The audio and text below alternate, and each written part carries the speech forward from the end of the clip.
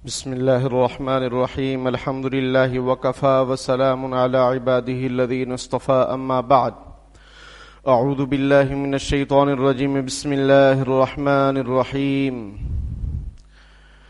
إن المنافقين في الدرك الأسفل من النار ولن تجد لهم نصيرا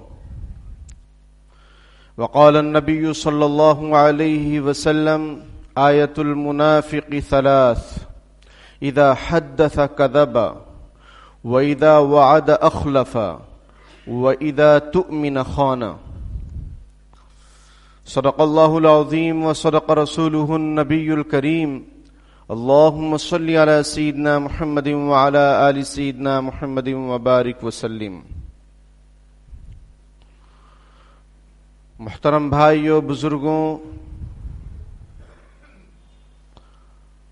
اللہ پاک قرآن پاک کے اندر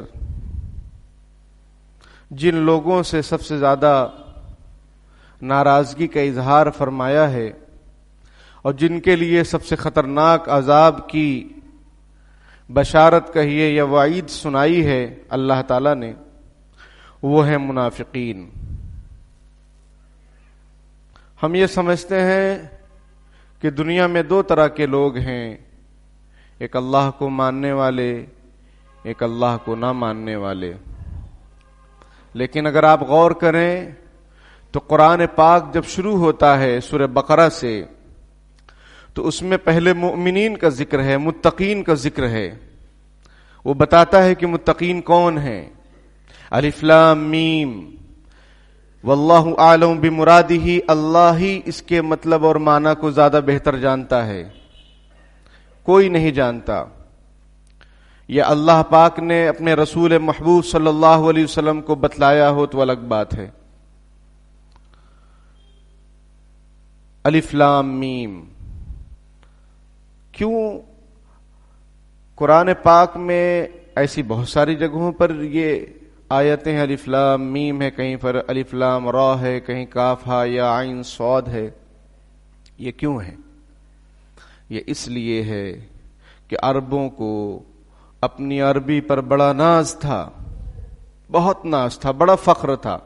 وہ اپنے آپ کو ہی اہل زبان سمجھتے تھے اور دنیا کے تمام لوگوں کو گونگا سمجھتے تھے. اللہ پاک نے قرآن پاک کے اندر کچھ ایسے الفاظ نازل فرمائے کہ وہ عربوں کو بھی پلے نہیں پڑے، حالانکہ قرآن عربی زبان میں ہے. وہ اس لیے کہ اللہ پاک ان کو عاجز کرنا چاہتے تھے. وہ اللہ پاک یہ دکھلانا چاہتے ہیں کہ یہ میرا کلام ہے، یہ رب العالمین کا کلام ہے، اور ہر بات تمہاری سمجھ میں آئے ضروری نہیں ہے، بس مانو، ہمارا جو حکم ہو اس کو مانو.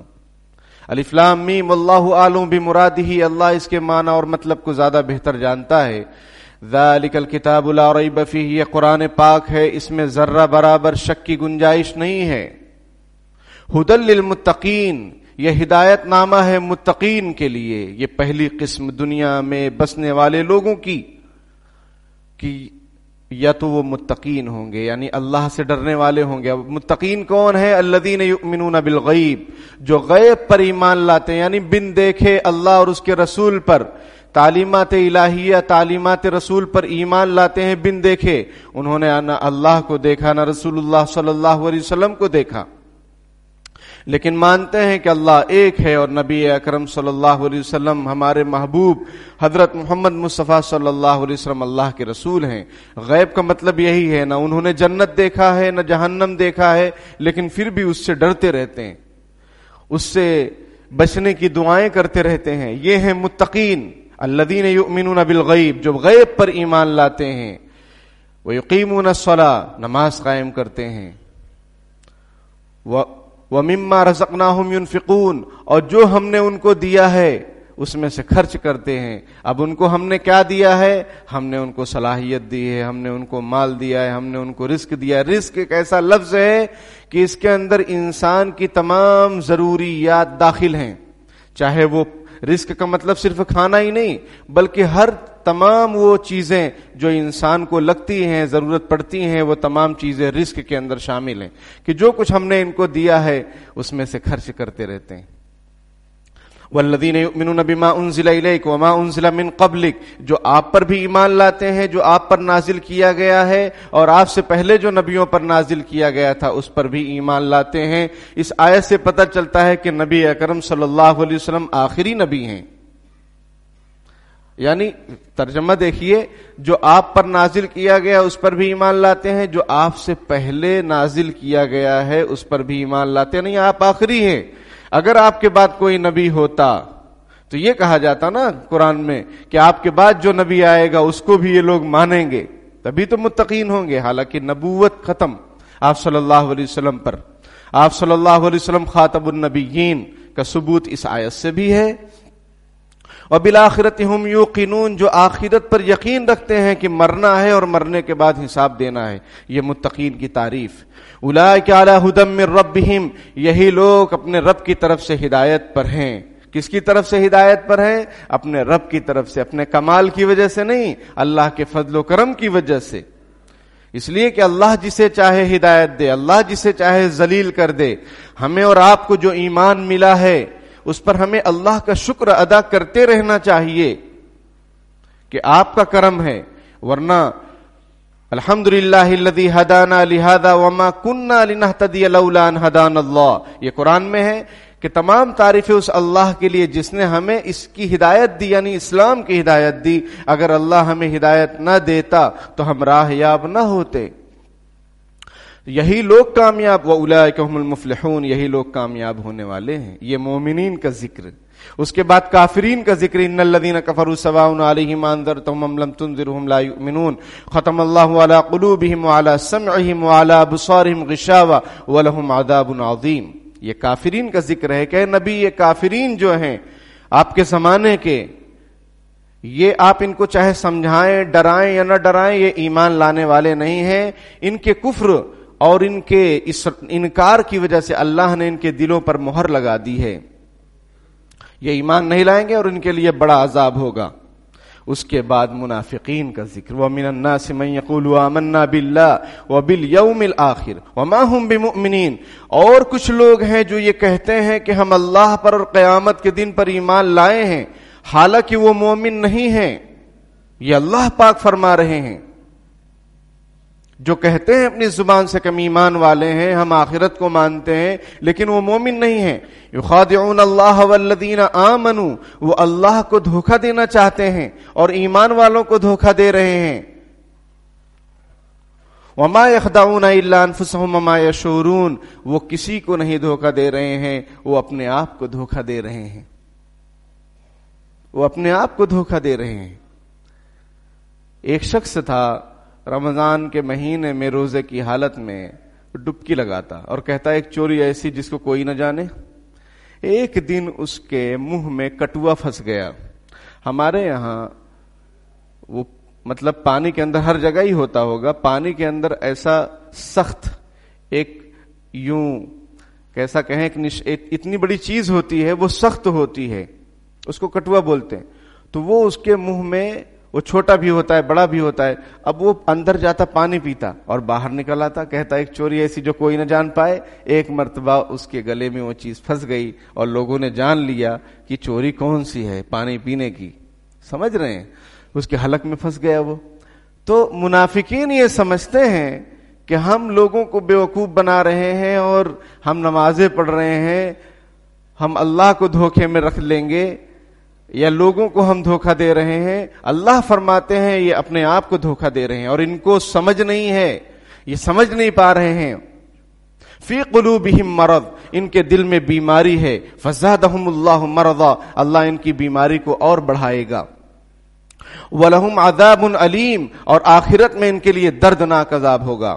وَإِذَا قِيلَ لَهُمْ لَا تُفْسِدُوا فِي الْأَرْضِ، ان سے جب کہا جاتا ہے کہ تم زمین میں فساد مت مچاؤ، یہ کہتے ہیں انما نحن مصلحون، ارے ہم لوگ تو اصلاح کا کام کرتے ہیں، ہم لوگ تو بھلائی کا کام کر رہے ہیں بھائی، لیکن یہ فساد مچا رہے ہیں۔ الا انہم هم المفسدون ولکن لا یشعرون، لوگوں سن لو یہی فسادی ہیں، حالانکہ یہ سمجھ نہیں رہے ہیں، یہ انجانہ بن رہے ہیں، لیکن یہی فسادی ہیں۔ وَإِذَا قِيلَ لَهُمْ آمِنُوا كَمَا آمَنَ النَّاسُ، جب ان سے کہا جاتا ہے کہ تم ایمان لاؤ جیسا کہ لوگ ایمان لائے، یعنی کون ایمان لائے؟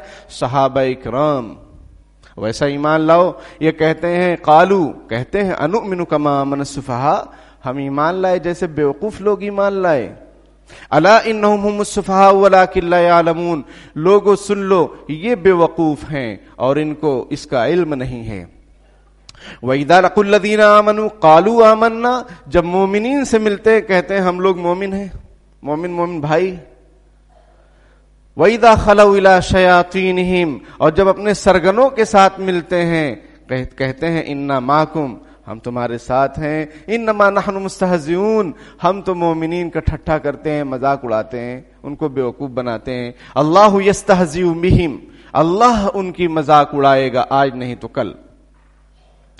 میرے بھائیوں، میں یہ سمجھانا چاہ رہا ہوں کہ دنیا کے اندر قوم کے اعتبار سے 3 قسم کے لوگ ہیں۔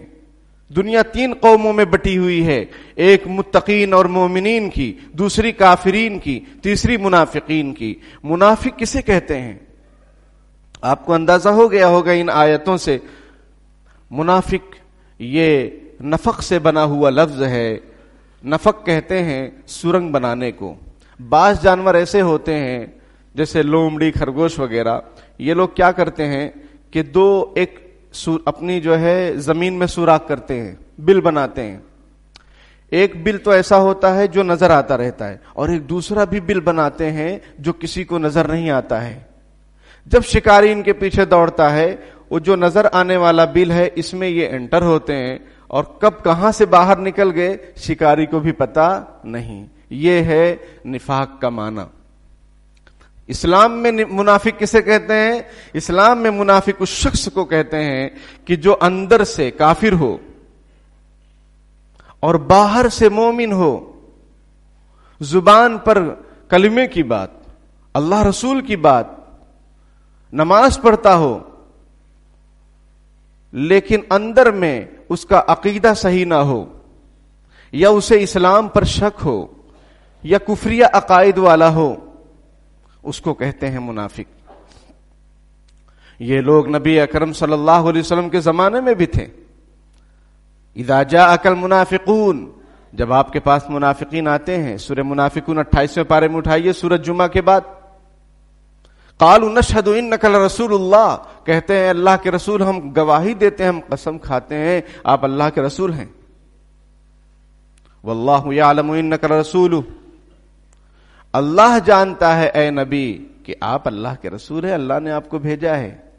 ان کی گواہی، ان کی شہادت کی کوئی ضرورت نہیں ہے۔ واللہ یشہد ان المنافقین لکاذبون، اللہ اس بات کا اعلان کرتا ہے کہ منافقین جھوٹے ہیں، گواہی دیتا ہے اللہ تعالیٰ کہ منافقین جھوٹے ہیں۔ اتخذوا ایمانہم جنۃ فصدوا عن سبیل اللہ انہم ساء ما کانوا یعملون، انہوں نے اپنی قسموں کو ڈھال بنا رکھا ہے۔ وہ قسم کھا کھا کر آپ کو یقین دلاتے ہیں کہ ہم آپ کے ساتھی ہیں، ہم آپ پر ایمان لائے ہیں، انہوں نے ڈھال بنا رکھا ہے۔ اور حالانکہ یہ لوگ اللہ کے راستے سے روکتے ہیں لوگوں کو، اسلام سے، ایمان سے، اللہ کی راہ میں خرچ کرنے سے، نیک کاموں سے یہ لوگ روکتے ہیں، اور یہ بہت برا کام کر رہے ہیں جو یہ کر رہے ہیں۔ پوری تفصیل ہے سورہ منافقین میں منافقین کی، اور بھی کئی جگہ پر قرآن نے ان کا ذکر کیا ہے منافقین کا، اور یہ فرمایا، یہاں تک فرما دیا اللہ پاک نے، ان المنافقین فی الدرک الاسفل من النار، بے شک منافقین جہنم کے سب سے نچلے طبقے میں ہوں گے۔ کفار سے بھی خطرناک عذاب منافقین کو ہوگا۔ نبی اکرم صلی اللہ علیہ وسلم نے ارشاد فرمایا، تجدون شر الناس ذو الوجہین، کہ تم لوگوں میں سب سے برا آدمی اس کو پاؤ گے جو 2 چہرے والا ہے، ایک چہرے کے ساتھ ان لوگوں کے پاس آتا ہے اور دوسرے چہرے کے ساتھ ان لوگوں کے پاس آتا ہے۔ نبی اکرم صلی اللہ علیہ وسلم نے ارشاد فرمایا، آیت المنافق ثلاث، منافق کی 3 علامتیں ہیں۔ نمبر 1، اذا حدث کذب، جب بات کرے جھوٹ بولے، جب بھی بات کرے گا جھوٹ بولے گا، کچھ نہ کچھ ضرور بولے گا۔ پوری بات 10 بات صحیح ہے تو 5 بات جھوٹ ضرور بولے گا. جھوٹ کے بغیر اس کا کھانا ہضم نہیں ہوگا, جھوٹ کے بغیر اس کا کاروبار نہیں چلے گا, اس کی زندگی صبح و شام نہیں چلے گی. اذا حدث کذب, یہ حضور اکرم صلی اللہ علیہ وسلم نے منافقین کی مثال, علامت اور نشانی بتلائی. نمبر 2, وَإِذَا وَعَدَ أَخْلَفَ, جب وعدہ کرے گا مکر جائے گا, خلاف کرے گا. وعدہ کرے گا کہ ٹھیک ہے بھائی آپ ہمیں مکان دیجئے, ہم آپ کو 5 سال بعد خالی کر دیں گے. 5 سال ہوئے آپ گئے, ارے بھول جاؤ. وعدہ کرے گا کہ آپ ہمیں 1000 روپے دیجئے, میں آپ کو 2 مہینے کے بعد دے دوں گا. آپ گئے, ارے بھائی کس کا دیا ہے کہ آپ کا دیں گے, اور کون سا 1000, میں آپ کو نہیں پہچانتا. سمجھ میں آئی بات. وعدہ کرے گا کہ ہم اپنی بیٹی یا بیٹا آپ کو دیں گے, وقت آیا, تاریخ آئی, ارے بھائی ہمارا ارادہ نہیں ہے. وَإِذَا وَعَدَ أَخْلَفَ, جو بھی وعدہ کرے گا اس کے خلاف کرے گا. یہ آپ ہر جگہ لے لیجئے, کوئی بھی میدان میں اس کو فٹ کر لیجئے, وعدہ خلافی. وَإِذَا تُؤْمِنَ خَانَ, جب اس کے پاس کوئی امانت رکھو مکر جائے گا, خیانت کرے گا, یعنی اس کو یوز کر ڈالے گا. آپ نے رکھا تھا کہ بھائی رکھو بعد میں لیتا ہوں, اس کو ہڑپ کر لیا, کھا گیا, ختم کر دیا, خرچ کر لیا. آپ نے کہا یہ پیسے آپ سنبھال کر رکھیں, یا دکانوں اور مکانوں کے ایگریمنٹ پر جو پیسے دیے جاتے ہیں سیکورٹی طور پر, ڈپوزٹ کے طور پر, اب وہ لیے, اب آپ کہہ رہے ہیں کہ بھائی میں دکان خالی کرنا چاہتا ہوں, میرا پیسہ واپس کر دو. ارے ایسا پیسہ ویسا نہیں ملے گا. یہ تو میں ایک مثال دے رہا ہوں, آپ سوچتے جائیں. اللہ نے عقل دیا ہے, آپ کو بھی, سب کو دیا ہے. وَإِذَا تُؤْمِنَ خَانَ, آپ نے کہا کہ بھائی یہ بات امانت رکھنا, اس نے دوسرے کو شیئر کر دیا اور سمجھ رہا ہے میں شیر ہو گیا. شیئر کر کے شیر سمجھ رہا ہے اپنے آپ کو, حالانکہ لومڑی والا کام کیا اس نے.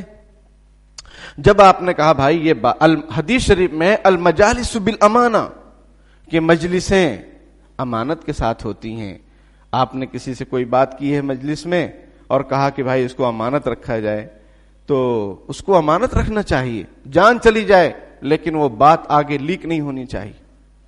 لیکن آدمی ادھر بات ادھر بات ادھر بات ادھر بات, سب کی بات لے کر, اب رات میں بیٹھنا بھی تو ہے چوراہے پہ, تو کیا بات کریں گے, تو کچھ بات ہونی چاہیے نا. تو وہ سب کے راز اگل رہا ہے. وہ وَإِذَا تُؤْمِنَ خَانَ, جب اس کے پاس کوئی امانت رکھی جائے اس میں خیانت کرے.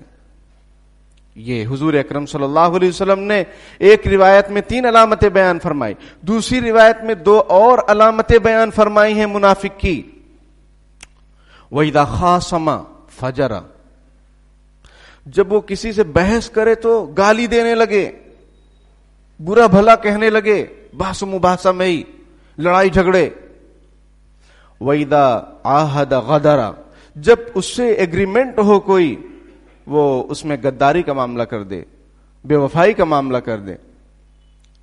سمجھ میں آئی بات.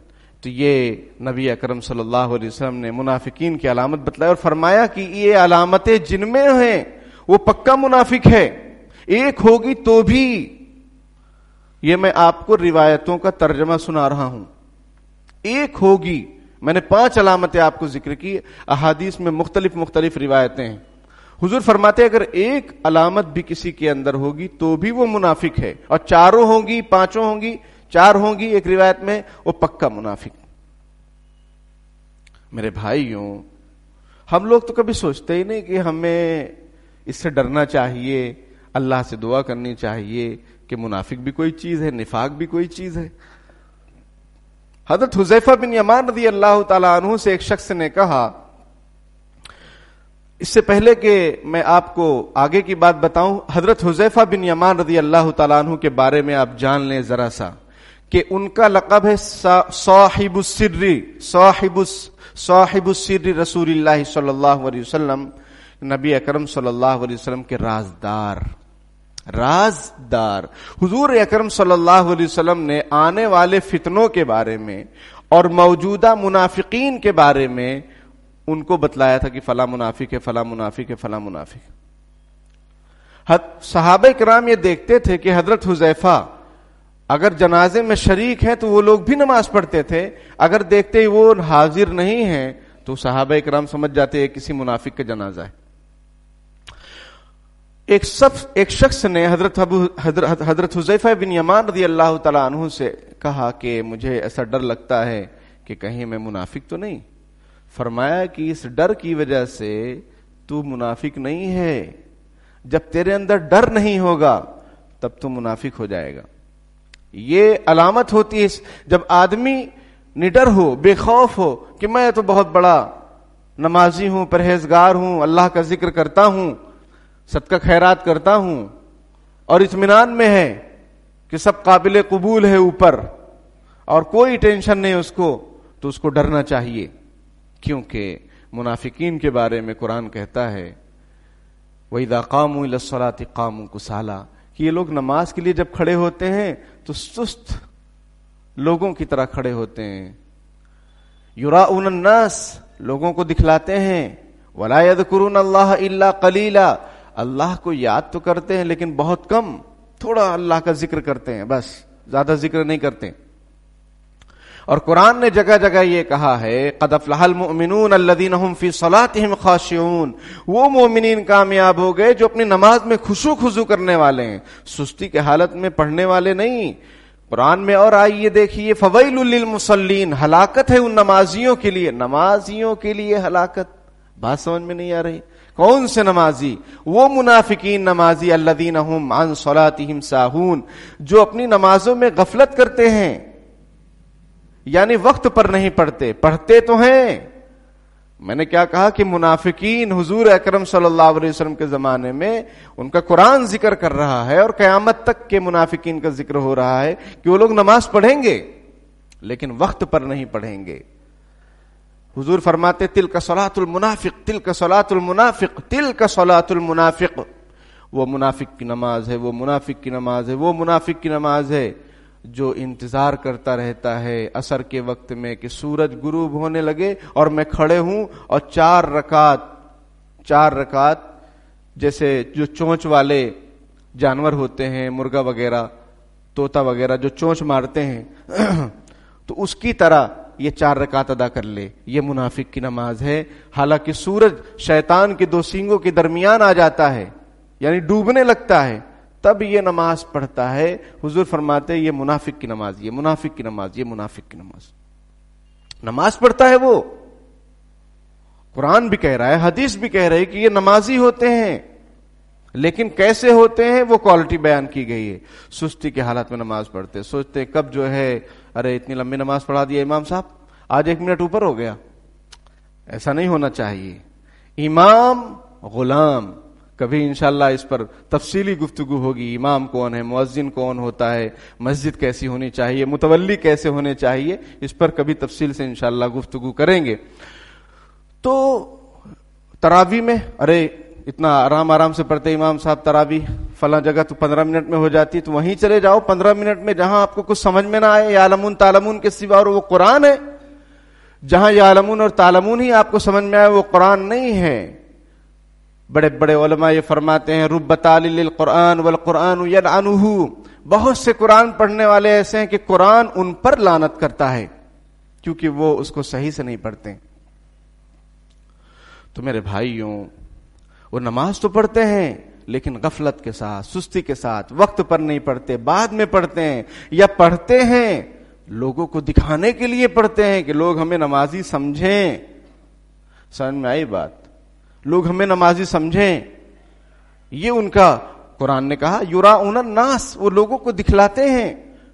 اور یہاں پر بھی سورہ ماعون میں 30ویں پارے میں الذین ھم عن صلاتہم ساہون، ان نمازیوں کے لیے ہلاکت ہے جو اپنی نماز میں غفلت کرتے ہیں، اور لوگوں الذین ھم یراؤن، جو لوگوں کو دکھلاتے ہیں، ویمنعون الماعون، اور جو روزمرہ کی چیزیں ہیں اس کو دینے سے انکار کر دیتے ہیں۔ استعمال کی جو چیزیں ہوتی ہیں، جیسے مان لو کوئی میکینیکل ہے، اب اس سے کوئی آپ کو کوئی اوزار چاہیے تو اس نے منع کر دیا۔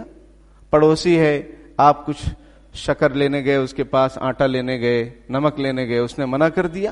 ایک بات میں نے پڑھی تھی کتاب میں، بہت اچھی لگی کہ ایک مالدار نے اپنے غریب پڑوسی کے یہاں اپنے بچے کو بھیجا، مالدار عورت نے، کہ جاؤ ان سے نمک لے کر آؤ۔ وہ لے کر آیا بچہ۔ بچے نے کہا امی اپنے پاس تو نمک ہے، آپ نے ان کے یہاں کیوں نمک لینے کے لیے بھیجا؟ ماں نے کہا دیکھو بیٹا، اللہ نے ہمیں نوازا ہے اور ہمارا پڑوسی ذرا تنگ دست ہے، ہم اس لیے اس سے نمک لینے، اس کے گھر اس لیے نمک لینے بھیجے تاکہ اس کو اگر کوئی ضرورت ہو تو وہ بھی ہم سے بلا جھجک مانگ لے، اس کو شرم نہ آئے۔ تو یہ یعنی جو ضرورت کی چیزیں ہوتی ہیں، سمجھ میں آئی بات، جو استعمال کی چیزیں ہوتی ہیں، لوگ آپس میں لین دین کرتے رہتے ہیں، وہ کوئی بھی چیز ہو سکتی ہے۔ مان لو سائیکل ہے آپ کے پاس، اب کسی کو ایمرجنسی میں جانا پڑ گیا کہیں، وہ سائیکل مانگ رہا ہے، یا آپ کے پاس گاڑی ہے، ایمرجنسی میں کسی نے مانگ لی، آپ کہہ رہے نہیں دیں گے، بہت مہنگا ہے پیٹرول۔ ارے بھائی آپ پیٹرول کی قیمت، وہ سامنے والا کہہ رہا بھائی ہم پیٹرول ڈلوا دیں گے، تو بھی نہیں۔